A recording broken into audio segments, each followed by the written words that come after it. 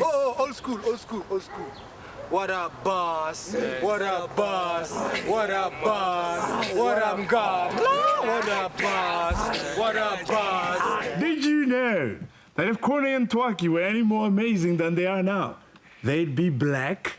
Right on, Mfowethu Sazana. I mean, I know this man. When I met you for the first time, you were a ballet dancer. A ballet dancer.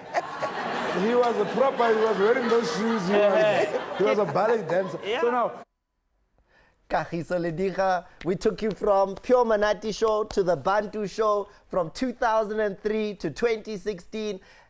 PMS, Pure Manati, 8 SAFTAs in its time. That was the beginning. I mean, 8 SAFTAs, we smelt the 8 SAFTAs. We didn't actually get to touch them. I remember we all went to the SAFTAs. The SAFTAs were new, so we were all involved. Like, yeah, we're gonna go. We had 9 nominations, and we got 1 for makeup. So it was 1 out of 9. I mean, hey, at least we but the show killed it. That was great. Everybody remembers Pure Manati, who was alive in 2003, 2004. Yeah, it was great. Was that the big kickstart of the TV career? Yeah. I mean, no, the big kickstart was Fat Joe, because I worked with Fat Joe. Fat Joe show. Fat Joe Live, and then on to Fat Joe Show, where I pitched the Pure Manati show to the channel. And when we did those sketches at the top of the Fat Joe Show, they were like, okay, we see what you're doing. And then they called us in for a meeting. And then the Pure Manati show happened. And all these guys essentially quit their jobs. They had like real jobs, actual jobs, families and Joey stuff. Rasdeen was a financial guy, big company. Joey Rasdeen came to my house to sell me insurance. And I said, hey, how's about this whole comedy thing? Tsepo Mokhale worked at Investec. Chris Forrest worked at MultiChoice as a call center guy. He was the guy that you called if your machine wasn't working. So we were risky. They put everything in to say, we believe in this. Yes, but then it was we jumped a bit too early, because then the contracts were not signed, then the rents could not be paid, mortgages, and they all turned to me, hey, Munna, what did you say? You said we've got a job, But luckily they're all famous now, so it's good. Kagiso, what are you? Are you an actor? Are you a comedian? Are you a producer? Are you a stand-up comedian? What are you? I am a good. I never thought about it. I'm amazing. But you are amazing. I mean, you've been awarded Top Actor Awards, Cape Town Festival for Bunny Chow. Yeah. You write movies, you write skits, you write comedy, you produce shows. The new show on SABC2 is one of your brainchilds, the Bantu Hour, 9 o'clock Saturdays.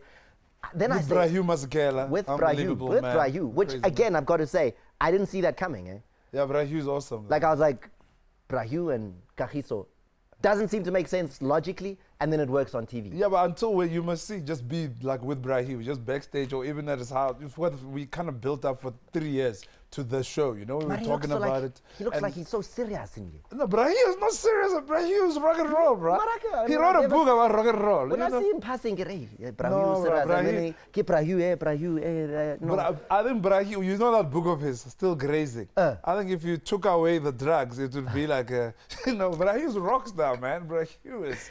Getting back to what you are, how do you define yourself? I'm a storyteller. So I tell stories. The cheapest way to tell stories, as Shampoo will tell you, is with a microphone and a spotlight. Sometimes you don't even have a spotlight or a microphone. You have to project. So that's where it starts. And then you can write the story, you can shoot the story, then it builds from there. You're also the guy who I read said that men and all men should change nappies. Yeah, because I changed nappies. I'm not so sure about that all men should change nappies thing. I think because because the traditional role of the mother in the house has changed. You can't just be, and it's also cool to say because women are watching here. Yes, all men should change nappies. For what now? Because it's a part. You can't. I mean, you can't be saying that mummies are the only ones that have to change nappies because times have changed. Because, you have to take responsibility. So when you're changing the nappy, I don't have kids yet, but when you're changing, how are you feeling at the moment? I feel like, you know what, I need to take showers, I need to get disinfectant after this, I need to wash myself, handy, sun, I need to clean myself. But generally, I mean, it's what mothers have been going through for years. So I went through that.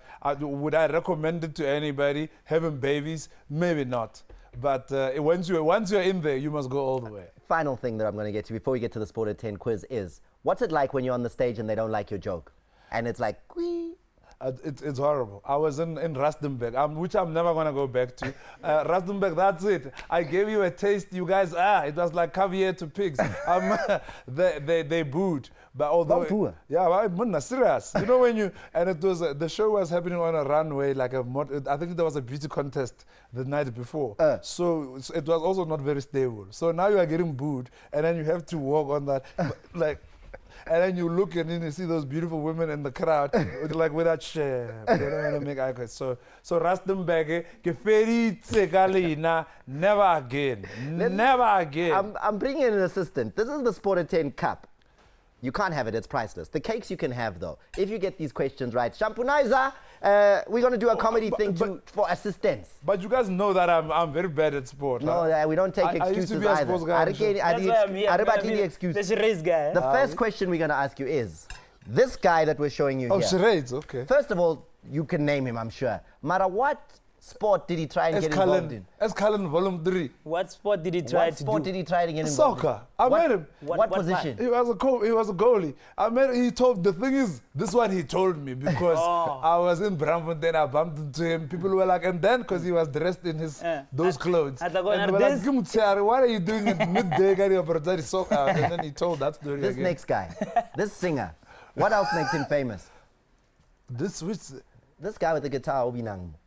Cricket. Yes. You guys, what you guys don't understand is I watched the show on Google, on YouTube before I came, and I was like, I'm not going down like sucker on this show. But he's also giving you clues. So, yeah, and I watched this thing. No. I'm prepared. You're busy swinging your arm here before he's even had a chance. But the question is not who he is what did he do recently that made headlines? On his Wikipedia page, there's a thing there, wife singer. And then underneath there's album, name of album. And then Frozuk Boer or Boomelar or something.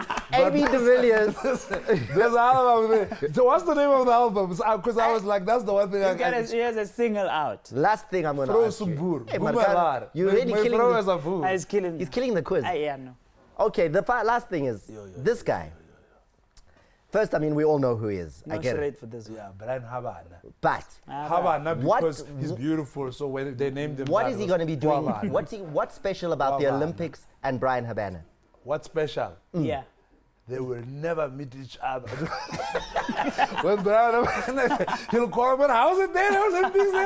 He's never, I don't know what's special. He's going to go to the Olympics and what? And look good. He looks like a Brazilian. I'm taking one cupcake out. Yeah. Whoa, wait. Yeah. He's going to be a commentator at the Olympics. No. You are absolutely wrong. He's going to play sevens rugby. It's the first time at the Olympics. But how am I supposed to know sevens rugby? Google, Wikipedia, You were Wikipedia and everything else. Shampunizer, give us a final word. All I'm saying is that, I'm not going to say much. I'm just saying, Samsung, you guys took it too far by going for Lila Motel. You know, there are people who could have done this for free. So he just wants to do something. You guys go for, now 400 million later. La Safaram. If you like to download that app. Thank you very much, Shampunizer. Thank you, Kagiso. Thank you for having me. Bantu Hour, 9 o'clock. And you're Saturdays. playing We're there Pretoria. every week. And remember, I'm playing in Pretoria Shampoo's gig at the Pretoria Showgrounds. Next week. And at the Orbit next week on Tuesday. And remember, South Africa. if you're not watching Sport at 10, commentator of our time. what are you doing? Hey, people are pushing themselves here. Advertiser, bye. This is great. Unbelievable. Wow. Amazing.